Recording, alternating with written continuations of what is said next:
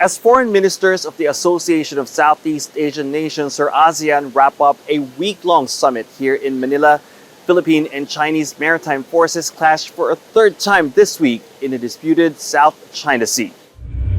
The Philippine Coast Guard said its vessels were subjected to a series of water cannon attacks and dangerous maneuvers by the Chinese Coast Guard in the Scarborough Shoal. Manila says it was conducting lawful activities in waters where it has sovereign rights. But Beijing said it exercised control measures against vessels that were intruding into its maritime territory. The operations conducted on site were professional and compliant with standards, without any reproach. The Philippine side should stop provocations and hyping up the incident. Now on Monday, a confrontation in another disputed area of the South China Sea ended with a Philippine Navy sailor sustaining a head injury. And on Thursday, a day after Philippine Foreign Affairs Secretary Teresa Lazaro and Chinese Foreign Minister Wang Yi's bilateral meeting, Chinese Coast Guard vessels also directed water cannon at Philippine boats to drive them away.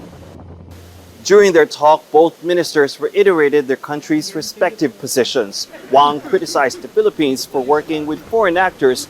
Lazaro condemned an AI-generated video by China Daily depicting Filipinos as monkeys and acknowledged confrontations at sea may affect negotiations for a code of conduct between Beijing and ASEAN.